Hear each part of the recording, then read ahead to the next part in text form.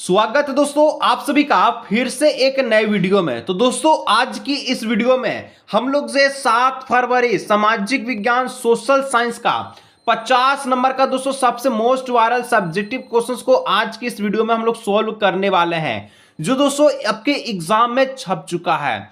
जिस प्रकार से दोस्तों आप लोग आज हिंदी के पेपर में 50 में 50 सब्जेक्टिव क्वेश्चंस में 30 में 30 आप लोग जो ऑब्जेक्टिव क्वेश्चंस में मार कर क्या है, अब आप सभी का बारी है सामाजिक विज्ञान के पेपर का। तो दोस्तों आज की इस वीडियो के माध्यम से हम लोग 50 नंबर का सबसे मोस्ट इंपोर्टेंट सब्जेक्टिव क्वेश्चंस को सोल्व करने वाले हैं, जो आपके 7 फरवरी 2026 के पेपर में आएगा। तो वीडियो को दोस्तों पूरा अंत तक आप लोग जरूर से देखिएगा। जितने सारे विद्यार्थी चैनल पर पहली बार आए हैं सब्सक्राइब कर लीजिएगा। एक प्रश्न दोस्तों आपका मैप वाला आएगा और मैप वाला प्रश्न इस वीडियो के बाद में अपलोड किया जाएगा, उसको आप लोग देख लीजिएगा, चैनल को सब्सक्राइब कर लीजिएगा। 5 नंबर मैप में आपका पक्का हो जाएगा। ऑब्जेक्टिव का दोस्तों वीडियो अपलोड हो चुका है, उसको भी आप लोग जरूर से देखिएगा। जैसे आप लोग हिंदी में तहलका मचा है, अब आप सभी का बारी है सामाजिक विज्ञान में तहलका मचाना। तो दोस्तों जैसे आप लोग सब्जेक्टिव का पेपर को देखिएगा सामाजिक विज्ञान का, अब आपको सारा चीज पता चल गया है कि सबसे पहले अति लघुत्तरीय प्रश्न में 6 गो का जवाब देना है, पुस्तक एगो है 8 गो, 8 गो में से एक जवाब देना है 6 गो। तो चलिए एक एक प्रश्न को हम लोग जो बारीकी से समझते हुए चलेंगे और आप लोग दोस्तों एक एक समझ लेते हैं, तो आप लोग एग्जाम में सेम आप लोग अच्छा तरह से लिख करके आएंगे। 31 नंबर का दोस्तों प्रश्न कहता है कि सार्वजनिक छात्रिक किसे कहते हैं? छात्रक, सार्वजनिक छात्रक। देखिए यहां पर नाम से आपको पता होना चाहिए कि सार्वजनिक, सार्वजनिक का मतलब है वो सभी के लिए होना चाहिए। क्या होना चाहिए? वो सभी के लिए होना चाहिए। ऐसा जगह है जो सभी के लिए होना चाहिए, उसको हम लोग क्या कहते हैं? सार्वजनिक कहते हैं। क्या कहते हैं? सार्वजनिक कहते हैं।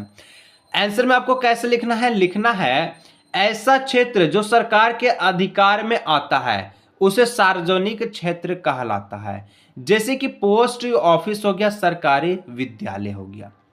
देखिए 12 नंबर का जो आपका वेरी शॉर्ट रहेगा, 18 नंबर का जो आपका शॉर्ट रहेगा और 20 नंबर का जो आपका लॉन्ग रहेगा। तो वेरी शॉर्ट में दोस्तों आपको 2 लाइन लिखना है, ज्यादा नहीं लिखना है। 2 में से 2 नंबर आपका एग्जामिनर हंसते हंसते दे देगा। तो हम लोग जान गए कि सार्वजनिक क्षेत्र कैसे कहते हैं? ऐसा क्षेत्र जो सरकार के अधिकार में होता है। जैसे हम लोग स्टेशन पर जाते हैं तो सभी के लिए है, क्या आप उस पर रोक लगा सकते हैं कि इस स्टेशन पर आप लोग मत आइएगा? या विद्यालय में, जिस विद्यालय में आप लोग पढ़ते हैं, इस विद्यालय में क्या केवल आप पढ़ते हैं? नहीं, ये सार्वजनिक है, सबके लिए है। ठीक है, चलिए 32 नंबर क्वेश्चन एग्जाम में छप चुका है। जल्द से जल्द दोस्तों हर एक क्वेश्चन को अच्छी तरह से आप लोग देख लीजिएगा। वस्तु विनिमय प्रणाली से आप क्या समझते हैं? वस्तु विनिमय प्रणाली क्या है? तो देखिए वस्तु विनिमय प्रणाली वह प्रणाली जिनमें मुद्रा का उपयोग किए बिना लोग अपनी वस्तुओं का, ठीक है, अपनी आवश्यकताओं की पूर्ति वस्तुओं के विनिमय के माध्यम से करते हैं, उसे वस्तु प्रणाली कहते हैं। कहने का मतलब है दोस्तों कि यदि आपके पास पहले के जमाना में मुद्रा, मुद्रा बोले तो जो अभी आपका सिक्का है, नोट है, पैसा, ये यदि नहीं होता तो लोग कैसे जो है समझते वस्तु विनिमय प्रणाली क्या होता? तो ऐसा चीज मान के चलिए आपको चावल चाहिए। क्या चाहिए? आपको चावल चाहिए। तो अभी तो आप लोग पैसा से खरीद ले रहे हैं, ठीक है, कैसे खरीद ले रहे हैं? पैसा से। लेकिन दोस्तों पहले क्या था? चावल कोई दे रहा तो उसको गेहूं देना पड़ता था। इस प्रकार से वस्तु विनिमय चलता था पैसा ना होने के कारण। 8 बकरी को, ठीक है, 8 की 5 बकरी को दोस्तों एक गाय के बराबर वहां पर रखा जाता था। तो इस प्रकार से वस्तु विनिमय चलता था, यानी कि एक चीज अगर आप लोग ले रहे हैं तो दूसरा चीज आपको वस्तु ही उसको देना होगा। ठीक है, चलिए 33 नंबर क्वेश्चन से है कि कॉर्न लॉ क्या है? इससे क्या समझते हैं? ठीक है, इसको क्यों समाप्त कर दिया गया? इसकी समाप्ति का क्या परिणाम है? कॉर्न लॉ, कॉर्न दोस्तों ये इंग्लिश शब्द है जिसका मतलब होता है मक्का। मक्का बोले तो मकई, ठीक है, जिसको हम लोग भुट्टा भी कहते हैं। ठीक है, तो मक्का यानी कि कॉर्न लॉ से क्या संबंध है? तो लिखना है कि ब्रिटेन में मक्का के आयात पर रोक लगा दिया गया। आयात बोले तो आप सभी का जो भी आयात का चीज है, जिसे कि हम लोग जो खरीदते हैं उस पर उसको हम लोग कहते हैं आयात। खरीदी गई वस्तु को क्या कहते हैं? आयात। यानी कि ब्रिटेन में जो मक्का खरीदा जा रहा था उस पर क्या कर दिया? प्रतिबंध लगा दिया, रोक लगा दिया। ठीक है, इसे ही कॉर्न लॉ कहा जाता। बस सिंपल सा। यदि इसको आगे आपको लिखना है तो इस लॉ के कारण ब्रिटेन में खाद्य पदार्थ के दाम बहुत बढ़ गए। मतलब कि यहाँ पर जो मक्का के रोटी भी बनाया जाता था, मक्का का बहुत ज्यादा यूज जो ब्रिटेन में किया जाता था खाद्य पदार्थ के रूप में। अगर मक्का पर रोक लगा दिया, आयात पर ही रोक लगा दिया, तो वहां पर जो भी खाने पीने की वस्तु थी उसका दाम जो है अचानक तेजी से बढ़ चुका था।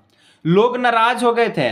नाराज इसलिए हो गए थे 5 की चीज 10 में मिल रहा था, इसलिए इसे समाप्त कर दिया गया। इसकी समाप्ति से खाद्य कीमतें दाम में गिरावट आ गई और जैसे पहले मूल्य था 5 वैसे ही 5 फिर से हो गया। तो इस प्रकार से क्वेश्चंस को समझिएगा, हर एक क्वेश्चंस को आप लोग एग्जाम में लिख के आइएगा, मेरा वादा है। ठीक है, मैप का प्रश्न भी अपलोड हो जाएगा। चैनल को आप लोग सब्सक्राइब नहीं किए, जल्द से जल्द चैनल को सब्सक्राइब कर लीजिएगा। 80 में 80 यदि आपको एग्जाम में पक्का करना है तो। ठीक है, चलिए नेक्स्ट क्वेश्चन 34 नंबर। ब्रिटेन की महिलाएं कामगारों ने स्पेनिश मशीन पर हमला क्यों किया? यानी कि ब्रिटेन में जो आपका सूती कपड़े का जो मशीन था, ठीक है, ब्रिटेन की महिला की जगह दोस्तों वहां पर एक मशीन आया था जिसका नाम है स्पेनिश मशीन, जिसके माध्यम से कटाई की प्रक्रिया की जाती थी। तो इस पर वहां पर महिलाओं ने हमला क्यों किया? हमला बोले तो हमला, ठीक है, अचानक से। तो देखिए यहां पर आंसर लिखा गया है कि बेरोजगारी के भय से महिलाएं नए प्रौद्योगिकी का विरोध करती थी। ठीक है, स्पेनिश मशीन से आने से उन्हें अपना रोजगार छिन जाने का भय सता रहा था, इसलिए ब्रिटेन की महिला कामगारों ने स्पेनिश मशीन पर हमला किया। मतलब कि देखिए, जैसे कि मान चलिए कोई कंपनी में कोई महिलाएं काम कर रही है, मान चलिए आपका ये कंपनी है, ठीक है, बाबूराव की कंपनी है। बाबूराव की कंपनी में मान चलिए 5 महिलाएं काम करती है और महीना का 10,000 तनख्वाह उठाती है। यानी कहने का मतलब है कि यहाँ पर काम करती है, ठीक है, जिससे उनकी रोजी रोटी पूरा होती है। अब बाबूराव क्या करता था, एक स्पेनिश मशीन लेकर के आ जाता है। अब बोलता है कि हम इस जेनी मशीन से हम काम करेंगे, तो वहां की महिलाएं क्या बोलेगी, नहीं ऐसा नहीं होगा, हम जो काम कर रहे हैं हमको कहां पर जाना होगा, इस बेरोजगारी की दुनिया में हम रोजगार कहां पर मांगेंगे। इसलिए डायरेक्ट क्या कर दिया, हमला बोल दिया। किसको बोल दिया? बाबूराव के स्पेनिश मशीन के। ठीक है, यह उदाहरण है। उदाहरण को देखिए, छोटा छोटा तौर तरीके से आप लोग समझते रहिएगा, दिक्कत जिंदगी में नहीं होगा। ठीक है, वीडियो अच्छा लग रहा है लाइक का बटन ठोकते चलिएगा, चैनल पर पहली बार आए हैं सब्सक्राइब करते चलिएगा। इस प्रकार से लिख दीजिए कि इसलिए ब्रिटेन की महिलाएं जो कामगारों ने स्पेनिश मशीन पर हमला किया। 35 नंबर क्वेश्चन है कि दबाव समूह और राजनीतिक दलों में क्या अंतर है? दबाव समूह और राजनीतिक दल, दबाव दे रहा राजनीतिक यानी पॉलिटिकल दल में क्या अंतर है? तो दबाव समूह का लक्ष्य सत्ता पर प्रत्यक्ष नियंत्रण करने अथवा हिस्सेदारी करने को नहीं होता है, जबकि राजनीतिक दल का लक्ष्य सत्ता पर प्रत्यक्ष नियंत्रण करके सरकार बनाना या विरोधी दल के रूप में सरकार पर नियंत्रण रखना होता है। देखिए, सबसे पहले तो आपका सत्ता की साझेदारी आपको अच्छी तरह से आना चाहिए, जिसमें राजनीतिक दल क्या होता है, ये लोग चोट्टा होता है। क्या होता है? चोट्टा होता है। बोले तो वोट के लिए इस लोग मारपीट सब कर लेता है। ठीक है, काम जो करवाता है, बोलता है ये करेंगे वो करेंगे, तो कभी जिंदगी में करता नहीं है। सिर्फ अपने सत्ता को पाने के लिए कितना भी काम करना पड़े, ठीक है, कितना भी ठोकर मारना पड़े, इसको उलटना पड़े, उसको क्या करना पड़े, ये सब कुछ करता है। लेकिन दबाव समूह ऐसा नहीं है, इसकी किसी भी प्रकार का नियंत्रण ना ही सत्ता पर है, ना ही हिस्सेदारी में है, ना ही यहाँ के कोई व्यक्ति मुख्यमंत्री बनता है, ना प्रधानमंत्री बनता है, ना ही कहीं के आने के जाने के लायक बनता है। ठीक है, बल्कि राजनीतिक जो दल है वो सोचता है कि कुर्सी एक बार कैसे भी मिल जाए, बाकी तो सब अपना है। तो इस प्रकार से देखिए, जो भी क्वेश्चंस हम आपको समझा रहे हैं, ये समझाया हुआ भी चीज आप लोग वहां लिख दीजिएगा ना, एक एग्जामिनर खुश होकर 1 नंबर बोनस दे देगा। ठीक है, क्या कर देगा? 1 नंबर बोनस दे देगा। 36 नंबर, सत्ता की साझेदारी के विभिन्न रूप का वर्णन कीजिए। सत्ता की जो साझेदारी, इसका विभिन्न रूप, के गो रूप होता है आपको बताना है। तो सत्ता की साझेदारी में विभिन्न रूपों में होती है, जैसे सत्ता का स्वैच्छिक वितरण, सत्ता का ऊर्ध्वाधर वितरण। देखिए, क्षैतिज ऐसे वाला वितरण को कहते हैं, ऊर्ध्वाधर ऐसे वाला को हम लोग कहते हैं। ठीक है, लंबा वाला तिरवा। विभिन्न सामाजिक समूह में सत्ता का बंटवारा। तो इस प्रकार से सत्ता की दो भागों में विभक्त किया गया है, एक आपका क्षैतिज में, एक आपका ऊर्ध्वाधर वितरण में। ऐसे आपको क्वेश्चंस बना करके लिखना है। आप लोग पॉइंट वाइज जितना भी लिखिएगा उतना आपको अधिक नंबर मिलेगा। फिर से बोल रहे हैं, सोशल साइंस में अधिक से अधिक आप लोग पॉइंट वाइज करके लिखिएगा। ठीक, क्या करके लिखिएगा? Point wise. 37 नंबर क्वेश्चन से आपके एग्जाम के लिए छप चुका प्रश्न है कि जैव विविधता से आप क्या समझते हैं? ठीक है, जैव विविधता का विशेष क्षेत्र किसे कहा जाता है? देखिए, जैव विविधता होता क्या है और विशेष जो क्षेत्र है ये क्या कहते हैं? तो हमारी पृथ्वी पर विभिन्न प्रकार के पेड़ पौधे तथा जीव जंतु पाई जाती है। पेड़ पौधे जीव जंतु से इसी प्रकार, ठीक है, अंतर को जैव विविधता कहते हैं। वनों को जैव विविधता का विशिष्ट क्षेत्र कहा जाता है। जैव विविधता होता क्या है? सबसे पहले दोस्तों देखिए, ये जो है हमारा पृथ्वी है, हम लोग पहले समझेंगे, ठीक है, उसका बाद आगे बढ़ेंगे।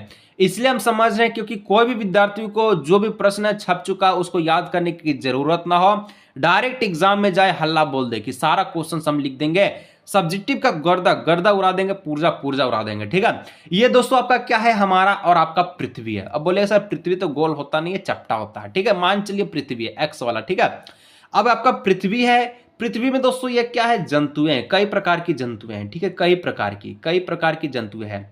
मान चलिए ये जंतु जो है इस पर आश्रित है, ये जंतु इस पर आश्रित है, ये जंतु इस पर आश्रित है। आश्रित बोले तो उस पर निर्भर है, यानी कि जैव विविधता में ऐसा चीज जो एक दूसरे पर निर्भर होता है, जो कि सबसे खास जो जैव विविधता में पेड़ पौधा को शामिल किया जाता है। तो इस प्रकार से आप लोग आंसर को लिखिएगा।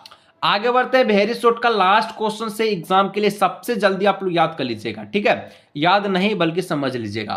उदारीकरण से आप क्या समझते हैं? बहुत विद्यार्थी कहेंगे सर याद नहीं करेंगे तो कैसे करेंगे, तो आप लोग याद भी कर सकते हैं। ठीक है, उदारीकरण का अर्थ ऐसा नियंत्रण में ढील देने या फिर उससे हटाने जिससे आर्थिक वृद्धि को सहायता मिले।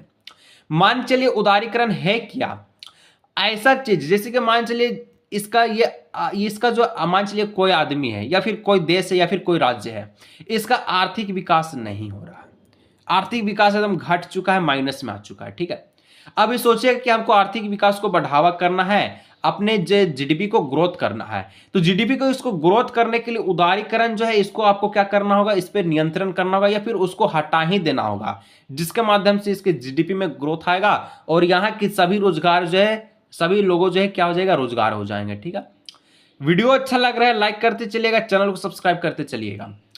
अब दोस्तों यहां आ चुका है शॉर्ट आंसर क्वेश्चंस, जिसमें आपको 6 गो का जवाब देना है, 8 गो पूछेगा। निम्नलिखित में से कि नहीं 2 प्रश्न की टिप्पणी कीजिए। दो पर टिप्पणी करना माने कि 2 पर कमेंट करना, जैसे आप लोग कमेंट करते रहते हैं ना। अब आपको बताना है कि जलियांवाला बाग हत्याकांड क्या और रोवल एक्ट क्या है।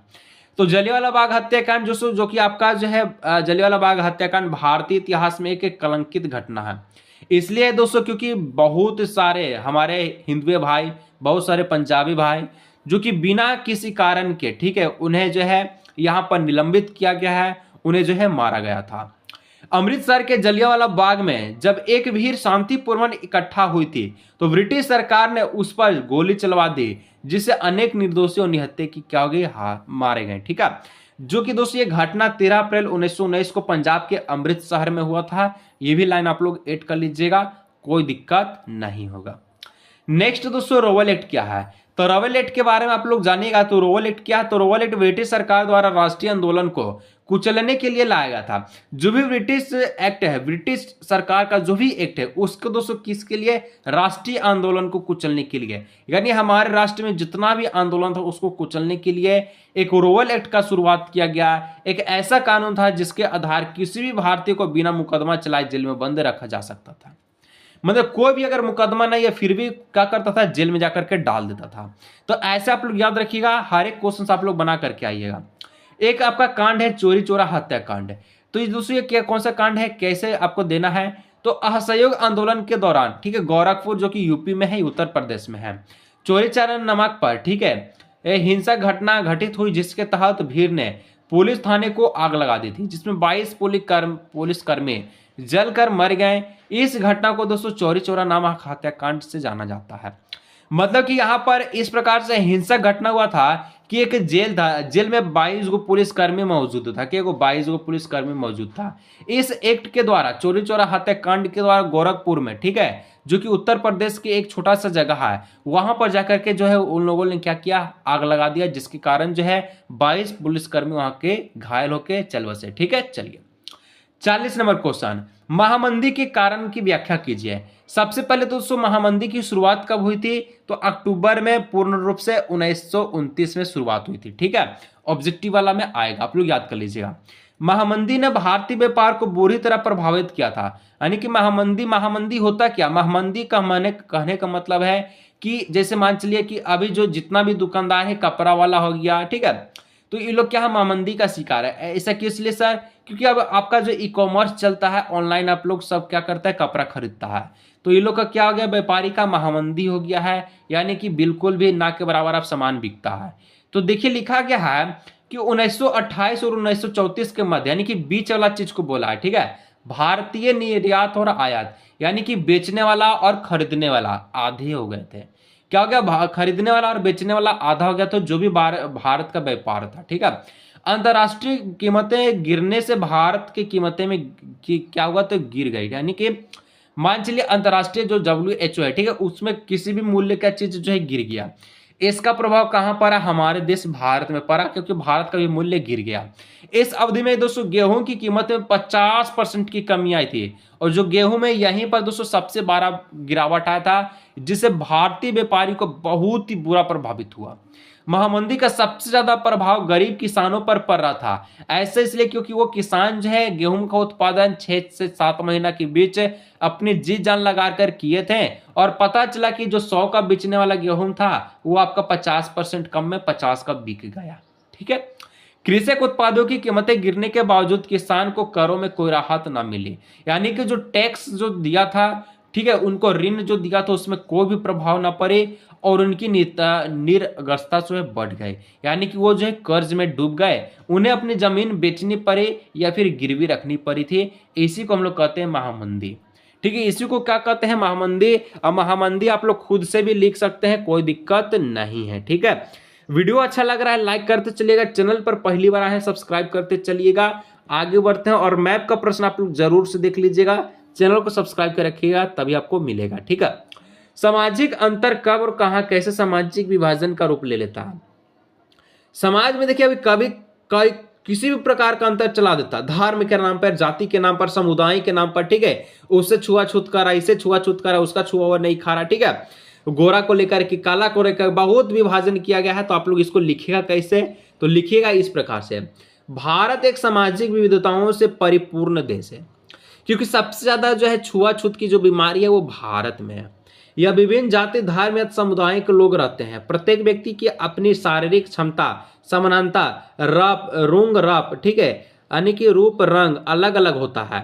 सभी का व्यवसाय, पढ़ाई के विषय, खेल या सांस्कृतिक गतिविधियां अलग अलग होती है। इनका चुनाव लोगों की अपनी पसंद पर निर्भर करता है। इन्हीं सामाजिक विद्रोह के कारण सामाजिक समूह बनते हैं। अब सामाजिक असमानताएं का विरोध रूप ले लेती है तो सामाजिक विभाजन हो जाता है।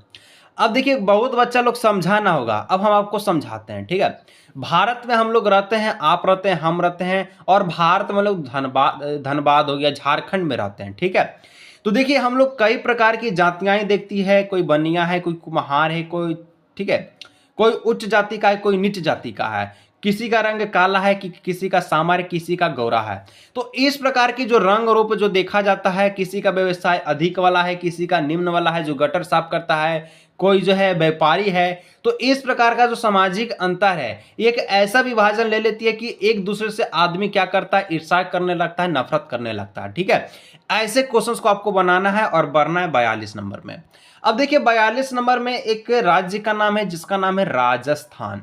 राजस्थान का शुष्क और अर्ध शुष्क, शुष्क माने पूरा और अर्ध माने थोड़ा, क्षेत्र में वर्षा जल संग्रहण किस प्रकार से की जाती है।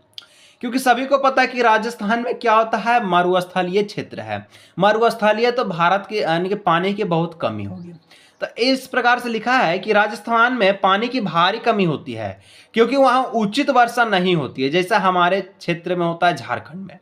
इसलिए राजस्थान में जल संरक्षण के लिए लोग भूमिगत टैंक का प्रयोग करते हैं। भूमिगत मतलब जमीन के नीचे ही क्या करता था, टैंक बनाता था। हम लोग क्या करते हैं, छत्ता के ऊपर टैंक बनाते हैं प्लास्टिक का। ठीक है, इसे मुख्य रूप से घर के आंगन में बनाया जाता था। यह भूमिगत टैंक पाइपों से जुड़ा होता है और पाइप छत से जुड़ा होता है, ताकि बरसात का सारा पानी इन पाइपों के सहारे टैंक में जमा हो जाए। और राजस्थान के लोग छत पर वर्षा जल संग्रहण करते थे।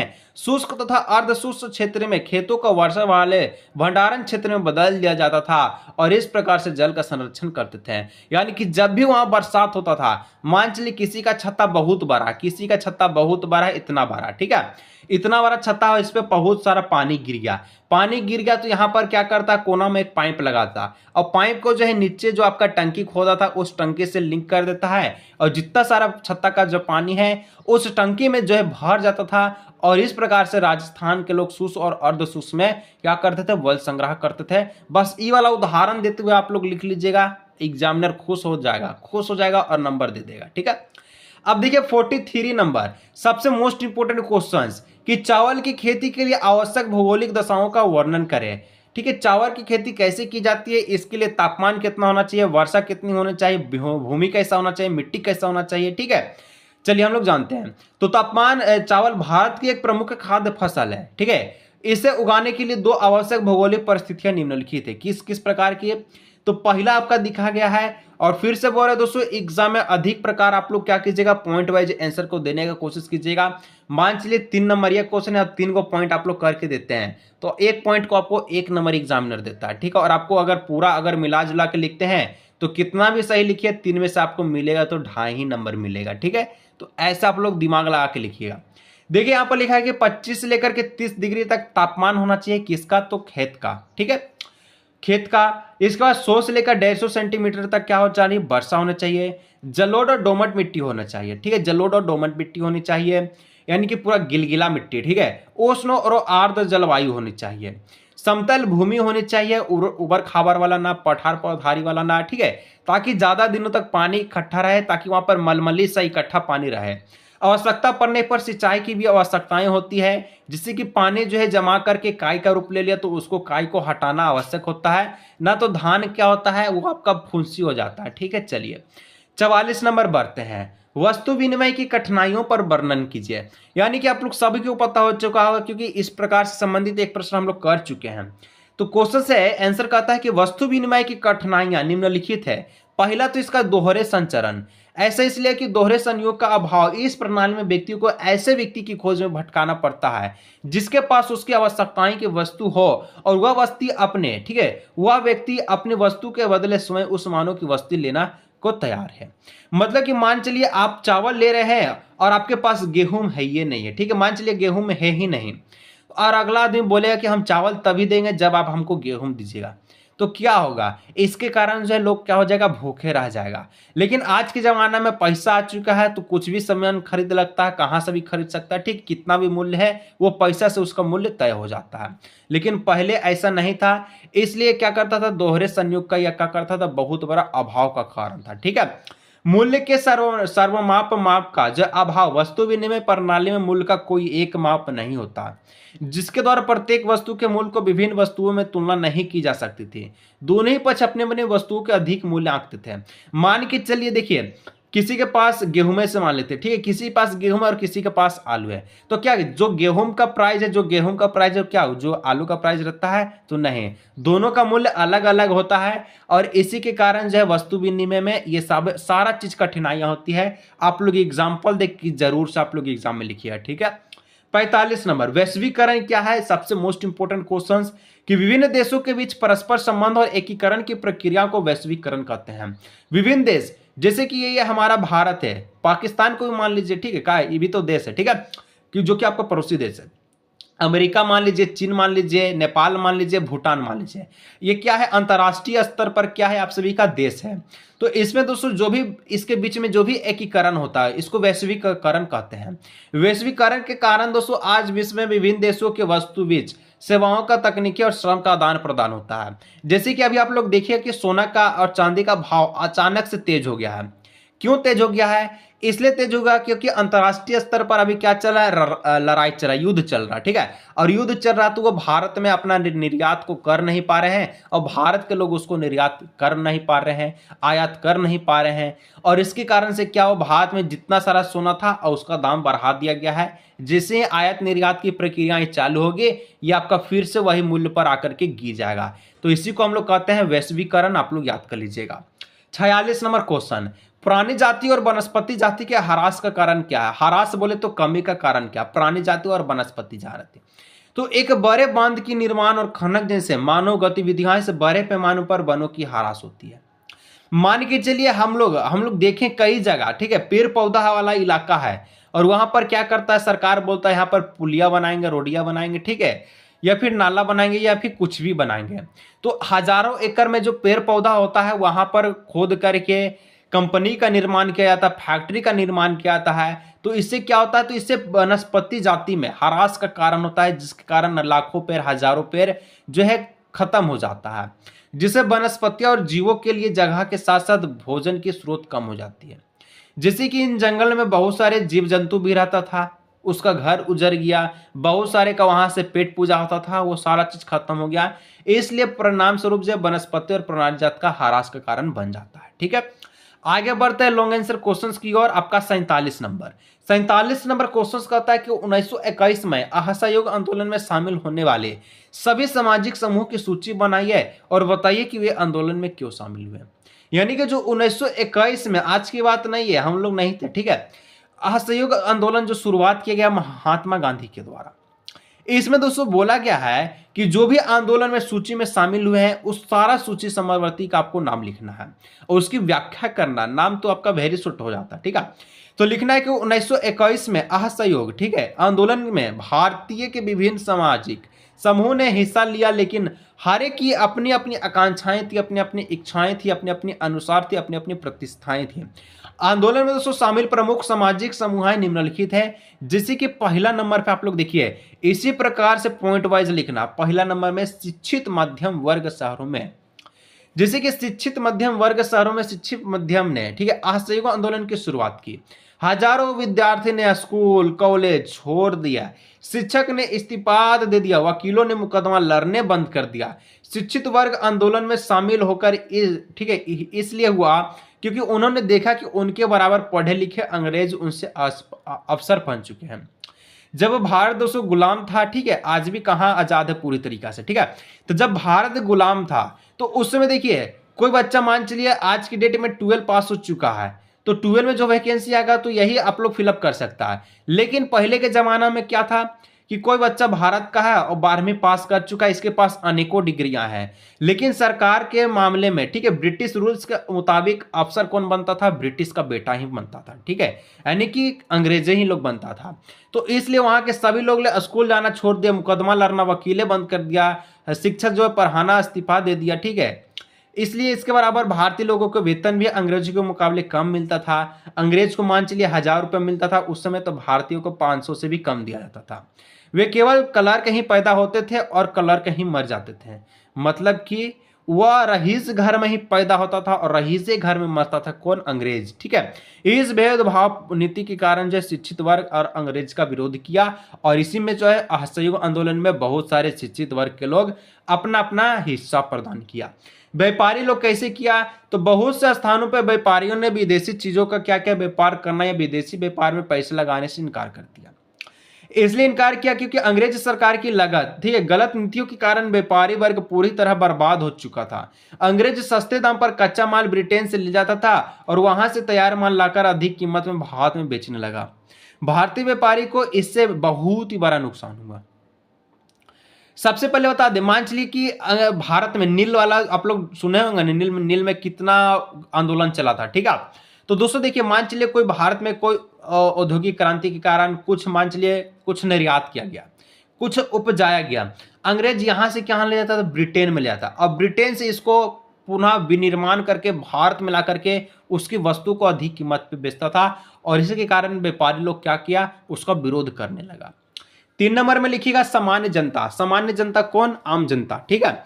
यहां पर लिखा असहयोग जनता एक जन आंदोलन बन गया था क्योंकि आम जनता ने विदेशी कपड़ों पर चीजों का बहिष्कार कर दिया। शराब की दुकानों की पिकेटिंग मतलब उसको बर्बाद कर दिया, उसको जला दिया, ठीक है। विदेशी कपड़ों की होली लगाई गई, होली मतलब उसको जला दी गई। आम जनता अंग्रेजों के अत्याचार से दुखी हो चुके थे, इसलिए उन्हें बढ़ चढ़कर असहयोग आंदोलन में भाग लेना पड़ा। मतलब कि पूरा विरोध हो चुका था असहयोग आंदोलन में, ठीक है। इस प्रकार से आपको याद करना। आगे बढ़ना है 48 नंबर। 48 नंबर कहता है कि भारतीय संदर्भ में सत्ता के साझेदारी का एक उदाहरण देते हुए युक्तिपरक, ठीक है, एक नैतिक कारण बताइए। यानी कि भारत संदर्भ में जो भी सत्ता के साझेदारी हुआ इसको उदाहरण देते हुए आपको एक एक करके सारे नीतियों का कारण बताना है। तो व्यक्तिगत कारण व्यापार, ठीक है, यहां पर सोच समझ कर लोग लिया गया तर्क होता है जिन्होंने लाभ हानि को सामना रखकर अपनाया जाता है। सत्ता की साझेदारी विभिन्न रूप के, ठीक है, समुदायों के बीच टकराव को कम करती है या भेदभाव कम करते विभिन्न विधवाओं को, ठीक है, विभिन्न विधताओं को जो अपने में समेट लेती है, अपने में अकर लेती है। सत्ता में लोगों की भागीदारी बढ़ती है। इसलिए बढ़ती है क्योंकि वहां पर भेदभाव कम होता है, गोरे काले का भेद नहीं, ठीक है, ऊंच नीच का भेद नहीं, कोई भी टकराव नहीं, सब अपना हिसाब जो है अपने अपने मुसाफिर से ले सकते हैं, अपने अपने लाभ हानि को वहां पर साझा कर सकते हैं। इसी को सत्ता की साझेदारी कहते हैं। अब देखिए 49 नंबर 49 नंबर, सड़क परिवहन रेल परिवहन की अपेक्षा अधिक उपयोगी है कैसे? तो देखिए सड़क परिवहन रेल परिवहन की अपेक्षा उपयोगी है, ऐसे इसलिए है क्योंकि सड़क परिवहन का निर्माण अपेक्षा सस्ता पड़ता है, सड़क मार्गों में रखरखाव में भी बहुत कम खर्चा होती है। इसके निर्माण में कम समय, कम श्रमिक, कम पूंजी तथा कम तकनीकी आवश्यकताएं होती है। सबसे पहले तो दोस्तों आपको बता दें कि सड़क परिवहन और रेल परिवहन में सबसे ज़्यादा जो है कीमती किस में होता है, तो रेल परिवहन में, ठीक है। उसका खर्चा बहुत होता है, उसका पटरी बिछाने का जो तरीका होता है वो ऊबड़ खाबड़ में नहीं बिछेगा, बहुत ही उसके लिए समतल भूमि होनी चाहिए। इसके बाद लिखा कि किसी भी प्रकार के अतिरिक्त, ठीक है, आकृति वाले रास्तों पर सड़क निर्माण संभव है, जबकि रेल मार्ग को उच्च पर्वतीय क्षेत्र में विकसित नहीं की जाती है। नेक्स्ट आपका लिखा गया कि सड़क पर व्यक्ति को उसके दरवाजे तक छोड़ सकती है, जबकि रेल निर्धारित स्टेशन पर ही रुकती है। यानी कि सड़क से हम लोग क्या कर सकते हैं, अपना घर से गाड़ी निकालते हैं सीधा बाजार, बाजार से अपना घर, और रेल से सीधा स्टेशन, स्टेशन से सीधा स्टेशन, ठीक है। सड़क के माध्यम से निर्माण केंद्र में उत्पादित अनेक वस्तुएं उपभोक्ताएं तथा, ठीक है, प्रत्यक्ष रूप से पहुंच जा सकती है। इसमें माल के बराबर लेन देन उतारना नहीं पड़ता है। जैसे माल को हमको पहुंचाना है, 1000 टन माल है, ट्रक में ला दे और हमको भेजना है यूपी, तो सिंपल जाकर के जहां पर भेजना था उस जगह पर पहुंच जाएगा। सड़क मार्गों पर संचालित वाहनों का उपयोग किसी भी समय किया जा सकता है। इसके विपरीत रेल का संचालन नियत समय पर होता है। जैसे कि मान चलिए आपको कहीं जाना है, दिल्ली जाना है, पटना जाना है, 5 बजे ट्रेन है तो आपको 5 बजे ही जाना होगा। लेकिन सड़क में क्या है, तो जहाँ पे आप लोग गाड़ी को बुक कीजिएगा वहीं से खुल जाएगा, ठीक है। चलिए 50 नंबर क्वेश्चन बढ़ते हैं। तो मुद्रा आवश्यकताओं के दोहरे संयोग की समस्याओं को किस प्रकार सुलझाती है, उदाहरण देकर समझाइए। तो वही वाला दोस्तों आप लोग लिखिए, कौन वाला, विनिमय वाला, वस्तु वाला, ठीक है।